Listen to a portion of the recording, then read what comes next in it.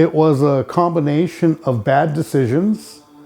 I had led such a rough life that I had turned to drugs for comfort and became a drug addict for 30 years. After 30 years, it finally had taken enough of a toll on me that homelessness was the next step.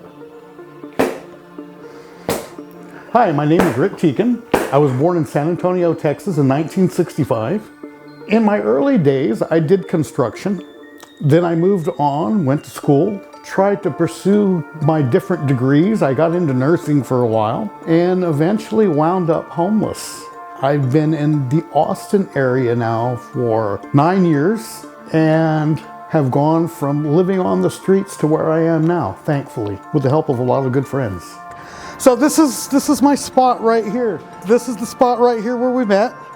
And I would sleep here every night. That way I wasn't getting rained on or snowed on or whatever was happening. And I started my journey at the Walgreens.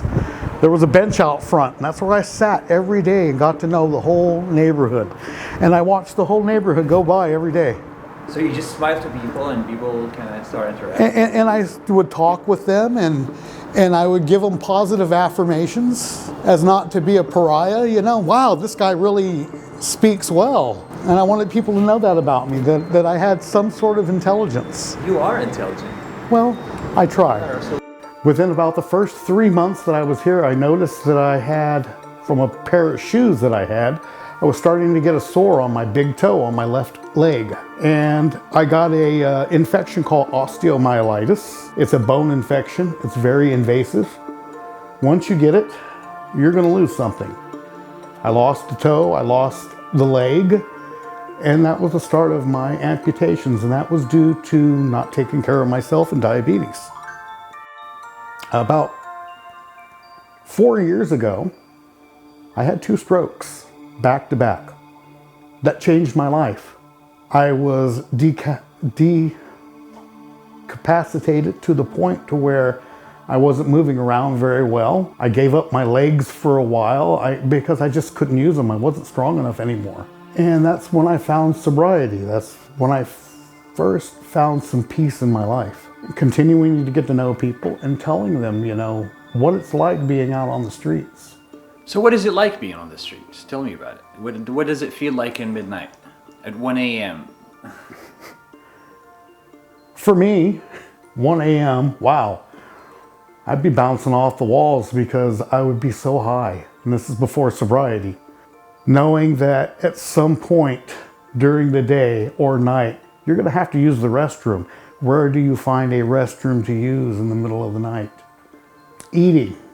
A little bit of electricity to charge your phone. And then you have everybody is against you, it seems like. There are some good people out there, but then you have people that just straight out don't like you. And I understand the stigma that goes with it. You have people that have an agenda and they want you to hop on board. And then you have law enforcement, and they're generally not very kind to you. They see you as a problem. They see you as a pariah. You are not a part of polite society anymore. So they don't want you around. But then where do you go? And when I first came up here, I used to sleep in this dumpster area. Like inside this? Inside this dumpster area is where I slept. Every day across the United States, somebody gets released from a mental institution because they've turned 18. Now they've been sheltered, they've been taken care of, they've been counseled, but now they're 18, and so we don't have any more responsibility to this person. It's time to let them go. Without a support system intact, they're doomed to fail. After my stroke, I needed to be inside somehow. Right about where you're standing in that spot, that's where my tent was. Guy from the post office said I could set it up right there as long as I didn't move from that spot. Let's go back to the Ronald Reagan administration, and even before, when he was governor of California, he started releasing people from mental institutions, saying that it's not right, it's unconstitutional to hold these people here against their will. A solution, what do you think yourself? You have spent enough time on the street. if the government doesn't want to get involved in this, there is no solution.